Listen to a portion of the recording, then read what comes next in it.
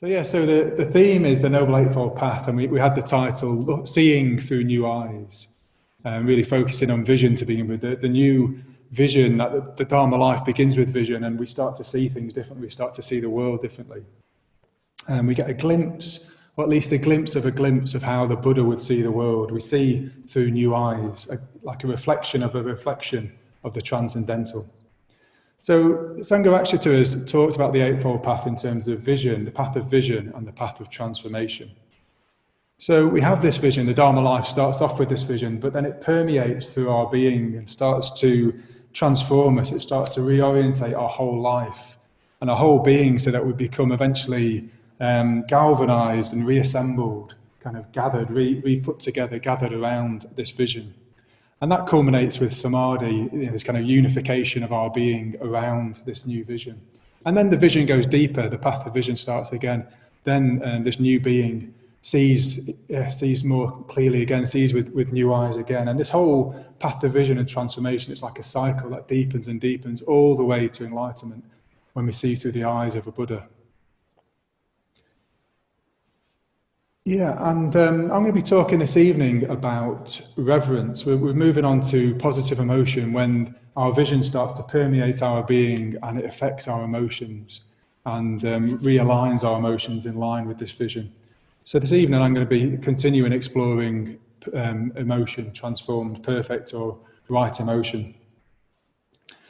And there's a particular sutta that I want to refer to called the Gaurava Sutta. And I'm also touching on a paper that Sangharakshita wrote called Reflections on the Gaurava Sutta. He wrote it in 2017, just 2 or 3 years before he died. But he says that in this sutta, Sangharakshita says, in this sutta we get a glimpse of the working of the mind of a Buddha. We get a glimpse of the mind of an enlightened mind through this sutta. We get a glimpse of the emotions of a Buddha through this sutta. And he says, not just by reading it, but by deeply reflecting on what the Buddha says in this sutta, it's really significant. It gives us a glimpse into how the Buddha sees the world, the eyes that the Buddha sees through. So I'll just read an extract from the sutta, from the start of the sutta. Once, not long after the Buddha's enlightenment, he was staying at Uruvela on the bank of the Neranjara River, meditating at the foot of the goatherd's banyan tree. While he was alone and in seclusion, he thought to himself, a man is unhappy unless he has something to look up to revere and to obey. But what human being can I be a disciple of, looking up to and obeying them?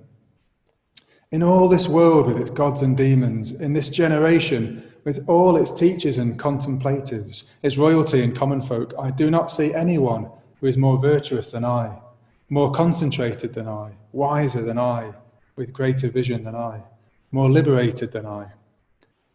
In this world with its gods and demons, in this generation with its teachers and contemplatives, its royalty and common folk, I do not see anyone of whom I could be a disciple, looking up to and obeying them. But a man is unhappy if he has nothing to look up to revere and to obey. So this is really significant and poignant in what the Buddha is saying. It gives us a glimpse into the mind of a Buddha and the heart of a Buddha. And what the Buddha says is that it's painful for a person. He says man, but obviously it means person. For a person to not have somebody to look up to revere and rely upon, it's painful. Even for a Buddha, it's painful. And the Buddha doesn't have anybody to look up to. So we're told in the sutta that the Buddha realised, I can revere the Dharma. And Sangharakshita says, not the teaching, it's not the concepts of the Buddha, but the principle of the truth of reality itself. He can rely on that and he can revere that. So that's what the Buddha realises in the sutta. But the word that the Buddha uses, the Pali word that the Buddha uses, that's translated as revere and rely upon and obey, is Gaurava. And we have an order member called Gaurava, so you'll get a sense of Gaurava. But the word Gaurava has, Sangharakshita says in his paper, it's got a rich connotation. It doesn't just mean the words that it's translated to in English in the sutta. Includes emotions such as admiration, wonder, and delight in the fact that people exist who are superior to us in either creative ability or their spiritual attainments. So there's an admiration, a wonder, and a delight that people exist who are superior to us. And Sangharakshita says it's akin to terms like vandana or salutation, which is the start of the puja, or puja itself, worship. And these are expressions of positive emotion. So it sounds like Gaurava, looking up to, revering, is a crucial aspect of positive emotion in the Dharma life on the Eightfold Path. And it's not only inherent in humanity, it's an aspect of enlightenment itself. It's part of the enlightenment experience as well. And Sangharakshita says, well, to live without looking up to anybody, it represents an impoverishment of one's own emotional life, and indeed an impairment of one's humanity. So Gaurava, reverence, looking up to, admiring, is really, really important in the Dharma life. So my question is, why is it so difficult? Why do I find it so difficult? Maybe you find it difficult as well. Why do we find it difficult to look up to people and revere them? Why is that so difficult? So I want to spend a little bit of time just telling a story which kind of illustrates a bit of this. And those of you who are on the summer retreat that I was on a couple of weeks ago, we heard a lot of stories about Milarepa, and particularly his relationship with one of his disciples called Rachungpa. So I want to just recount a couple of stories, a couple of episodes from their relationship, because I think it tells us a lot about what gets in the way of looking up, being able to look up and revere. So Milarepa was an enlightened teacher from Tibet in the 12th century, very, very famous, and he started a lineage through his disciples that continues today, an important school of Tibetan Buddhism, the Karma Kagyu school of Buddhism. He's a very, very famous teacher. And he had a particular disciple. He had two very famous disciples, Gampopa and Rachungpa. And this particular disciple, Rachungpa, there's loads of stories which are just really, really funny, actually, really great stories. Because I think Rachungpa is a character we can relate to, I can relate to. He's very easily relatable to. So I'll tell a couple of stories and you might get a sense of why. But he's quite an immature character, and I think we can learn a lot about ourselves from Rachumpa's behaviour.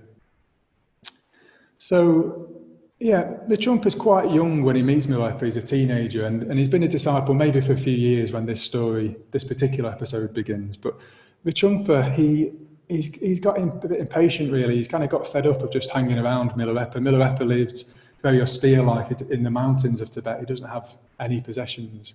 And there's not a lot of kind of mundane pleasure, the kind that we might look for. So Rachumpa's getting a bit fed up of life in the mountains, and he wants a bit of, maybe a bit of glory, and basically he wants to go and do it for himself. He wants to become enlightened for himself. He wants to become wise himself.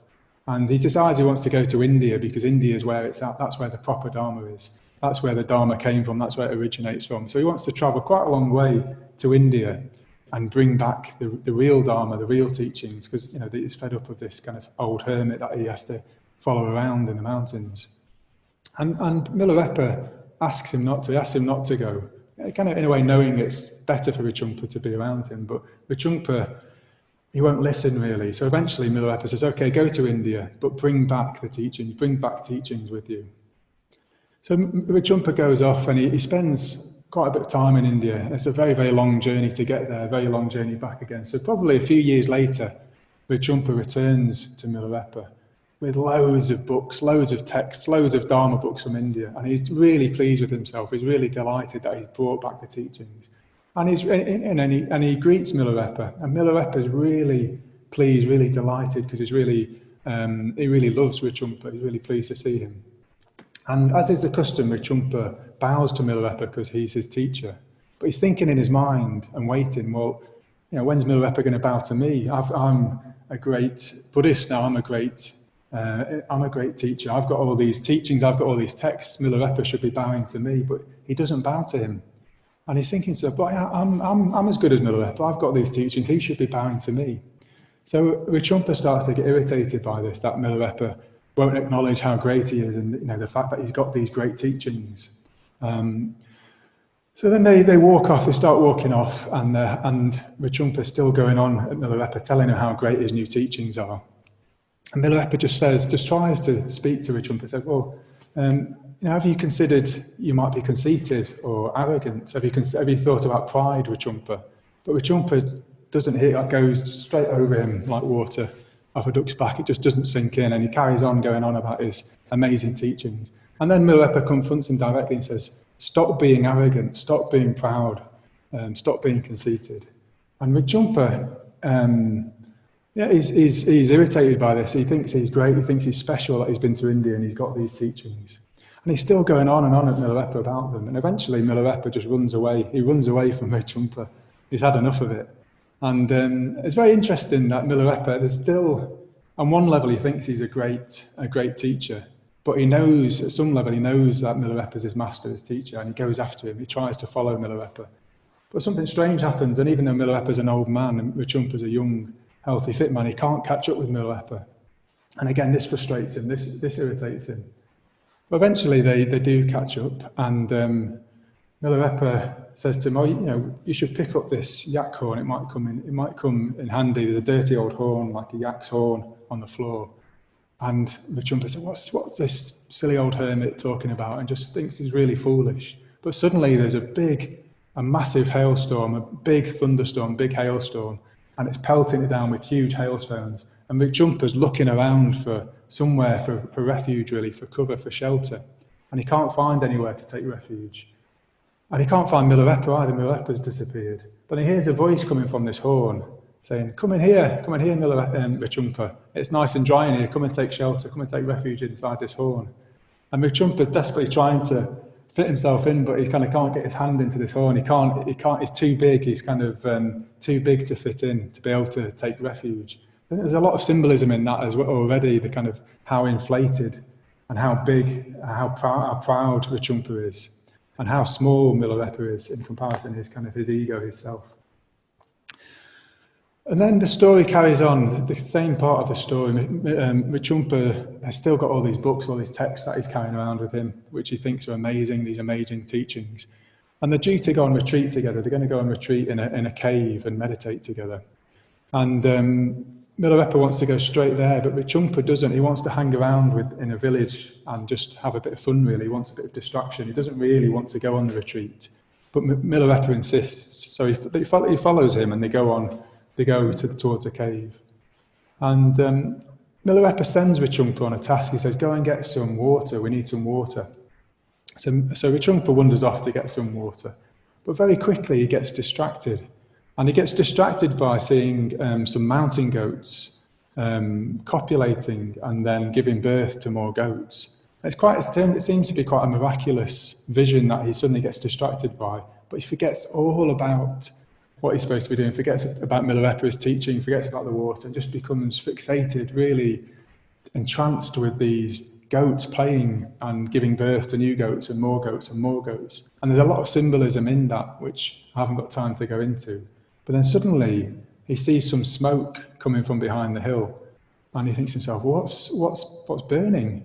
And he has this horrible feeling, and he hurries back to the cave and sees Milarepa ripping up his books and throwing them on a fire and burning these books that Milarepa's so proud of. Milarepa's just tearing them up, throwing them on the fire.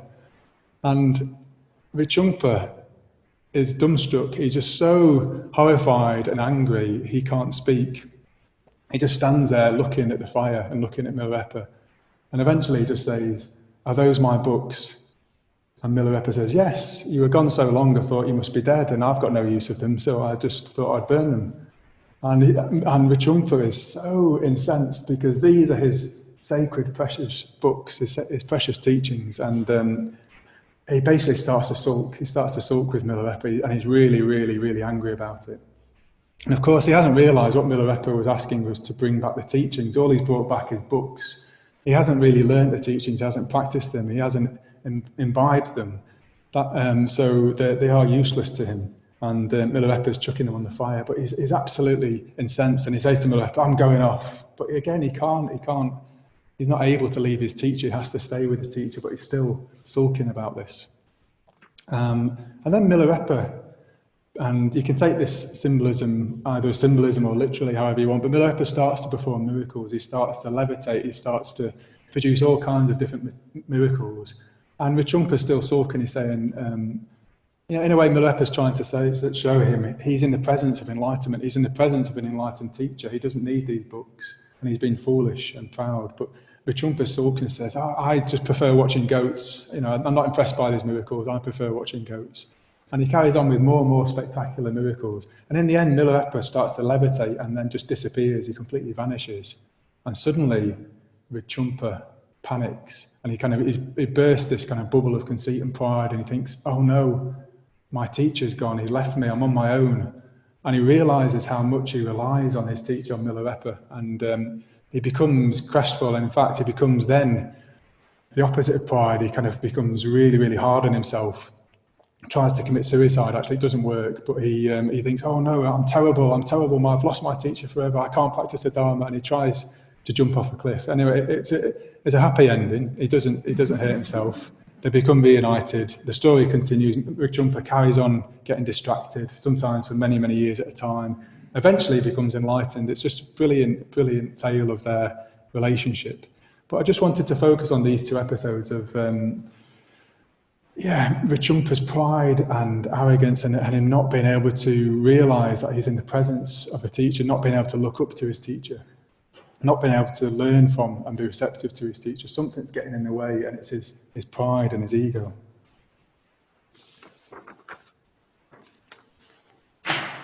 Yeah, so in Triratna, we don't have that kind of guru-disciple relationship. We don't have which is very common in a lot of other Buddhist schools. Sangha actually is very, very clear. We have spiritual friendship. Our Dharma life is based on spiritual friendship, which can be vertical and often is vertical. And can be horizontal with people of a similar level of progress as yourself. But we don't have that relationship. But I think there's still loads to learn from this story and the symbolism of Vichumpa and his master. And basically, I recognise a lot of myself in Vichumpa, and I imagine, if we're honest with ourselves, we all can just recognise a lot of ourselves in the way Vichumpa behaves and his kind of attitude. So one of the main things that gets in the way of Gaurava, of being able to look up and revere and appreciate, is our pride. And in Buddhism, we have this term conceit. It's translated as conceit. So our ego is very, very fragile. Our sense of ourselves is fragile. And we try to boost our sense of importance by inflating our sense of ourself and our ego, and like Vichumpa, who's so inflated and so big he can't take refuge, he can't seek refuge inside that home. Whereas Milarepa's is not inflated, is the opposite. He's his sense of self is so small in comparison. And we usually think of conceit in this way, being puffed up, being arrogant, full of ourselves, very proud. And if we're honest with ourselves, this is usually going on all the time. If I'm honest with myself, it's often just subtle below the surface, but looking for faults in people, trying to find faults and find ways that I might be better, superior to other people, having an inflated sense of our own importance. So the Dharma goes even further than this with conceit. It's not just looking down on others and feeling superior to them. From a Buddhist perspective, any form of comparison is conceit. So if we think of ourselves as inferior to others, or if we think of ourselves as equal to others, that is conceit, and that is a barrier in terms of the Dharma. So usually when we're making comparisons, it's on the basis of a poor sense of our own value, a poor self-esteem, and we're looking to bolster ourselves and just find out where we are in the pecking order. Often that gives a sense of security from that as well. And in a way, it's instinctive, it's learned, I think it's learned socially. It just happens naturally. We as human beings, look around the group that we belong to and try and work out, where am I in the pecking order? Am I better than him? Am I worse than her? Am I the same as them? But it's based on the idea that I'm a fixed person in here, and the world out there is fixed, and I'm relating, trying to compare me in here to people out there. And often, well, I'll go on to talk about this later, it's just not like that. We're not, if we really look at our experience, it's not like that. So I want to talk about receptivity and conceit as well. So Sangharakshita, and I'm going to call him Bhante from now on, because Bhante is a term of reverence, and it means revered teacher. And often you hear people refer to Sangharakshita as Bhante. And it's because of this, the importance of this, what I'm talking about this evening, Gaurava. And Sangharakshita Bhante begins his paper on this sutta with the words, One is never too old to learn. And he's talking about himself, he's referring to himself, that he's been reflecting again on a sutta and he's learnt new things from it, he's got new insights into it that he wants to share. So he says, one is never too old to learn. So I think that's very significant, that the importance of humility and of receptivity. So when we look up to people, when we look up, we can learn from them, we can be receptive to them, which of course Trungpa was unable to do. He couldn't be receptive to his teacher. And when we're trapped in our mind, these kind of mind-made prisons of self-centeredness, we become cut off from the truth, and we become closed off from the influence of those who are more advanced than us on the path, more developed than us, and we're unable to learn from them. And this is similar, there's a similar story, I won't go into it, but there's a story of the Buddha and one of his disciples, Meghiya, which is very, very similar. Meghiya is with the Buddha, but he doesn't want to be with the Buddha. He wants to go off and get insight. He wants to go off and meditate, not realizing what he needs. It's just to be in the presence of the Buddha, be around the Buddha, learn from the Buddha. So conceit can feel comfortable. It can feel comfortable to have a sense of where we are in the pecking order and kind of compare ourselves with each other. But it cuts us off from other people. It stops us from looking up. And it cuts us off from the experience of reverence and from being receptive. So if we're kind of a sense of comparing ourselves as being worse than other people, inferior, we can have the sense, well, I can't do this, I can't learn, I can't grow, I can't change, I can't become enlightened.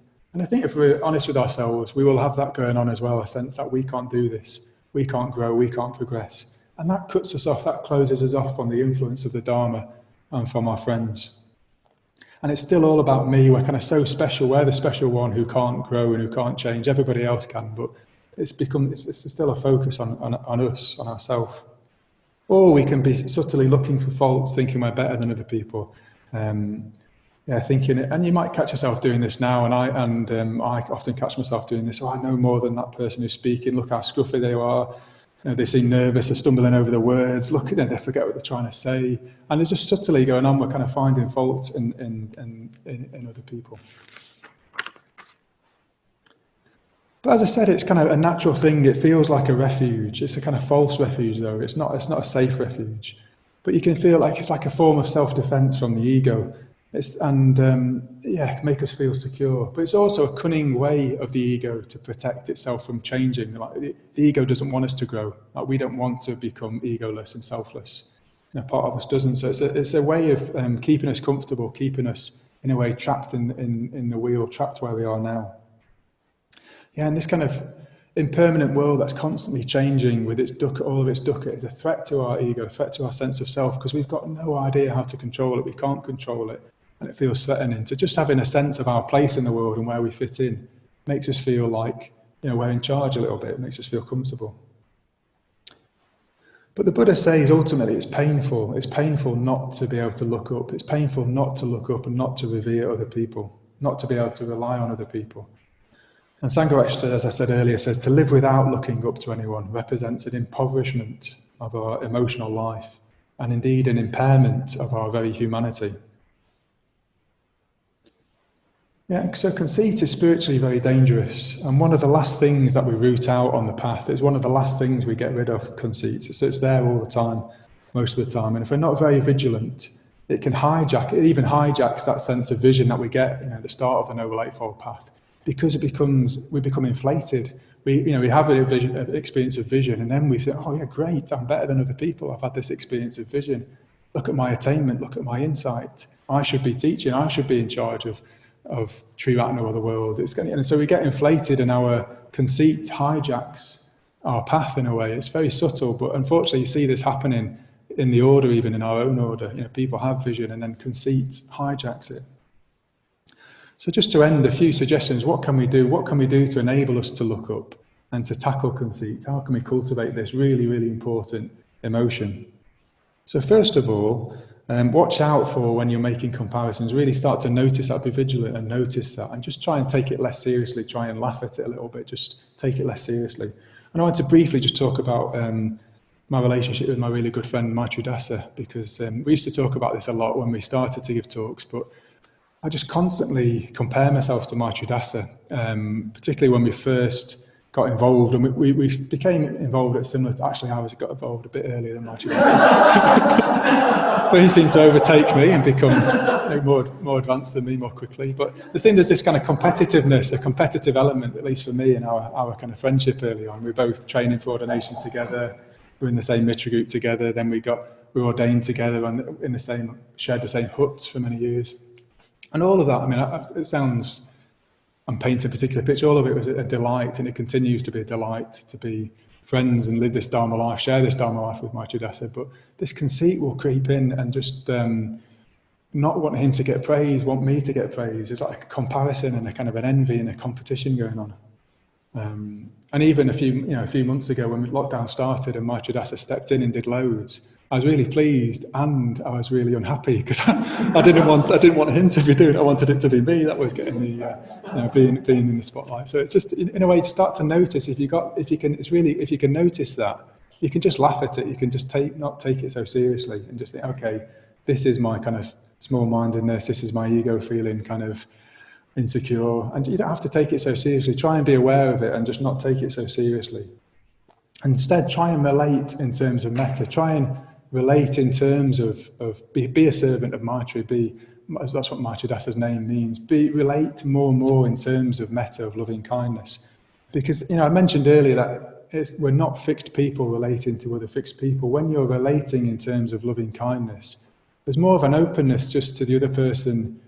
You don't know them and you don't know them, but you just want the best for them. And it could be, in a way, it's more spontaneous. They could be more developed than you. You could be more developed than them. You're not really thinking in those terms. You're just relating to them out of kindness. And it kind of just becomes apparent more intuitively, oh yeah, I can really learn from this person. I can look up to them. Or I can really help them. I want to help them in some way, help this potential to unfold in them. And it's not really... It's just more spontaneous and organic. You just find it just works itself out. If you can relate in terms of metta and loving kindness and not in terms of comparison, it will work itself out.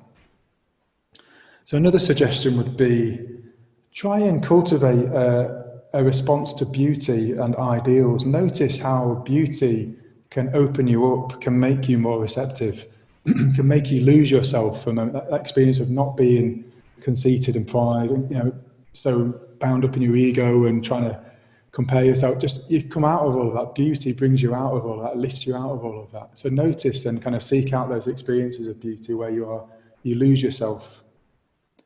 And for me, nature's a very obvious one. We can have a sense of our own perspective, the smallness of ourselves in comparison to this vast universe. And just nature can be very important, very helpful to give us a more appropriate perspective on our own importance and scale of our own importance.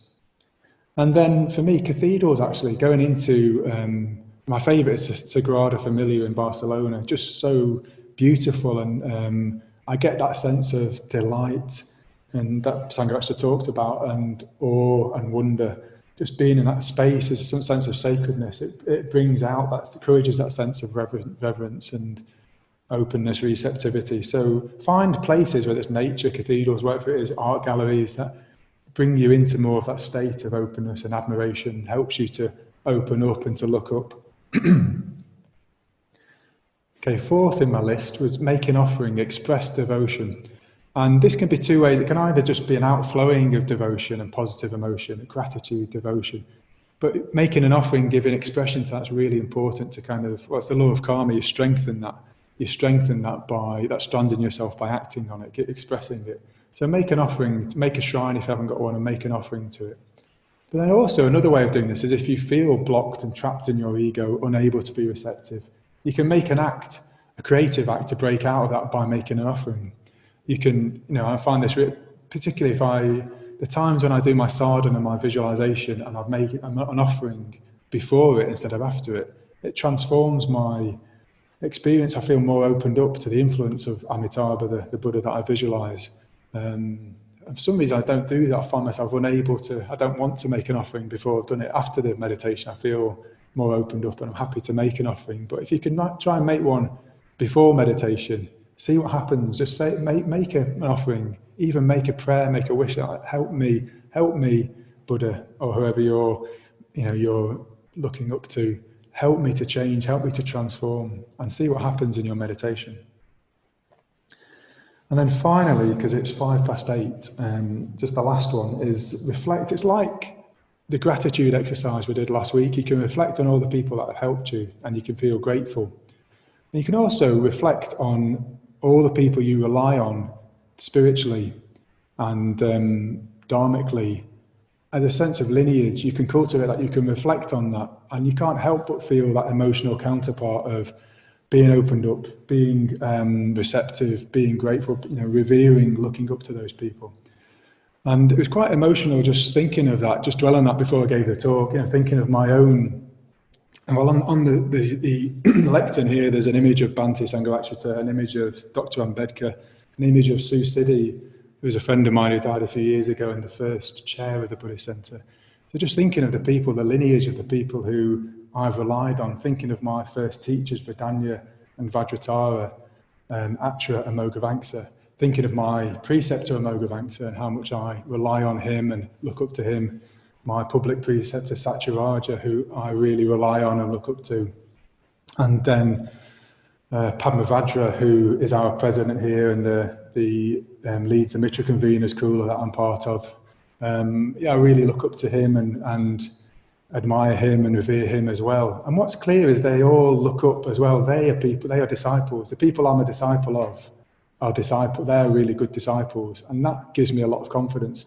Padmavajra says this about Sangharakshita. He says he's a disciple of Sangharakshita because he's a disciple of the Buddha. Sangharakshita is a disciple of the Buddha.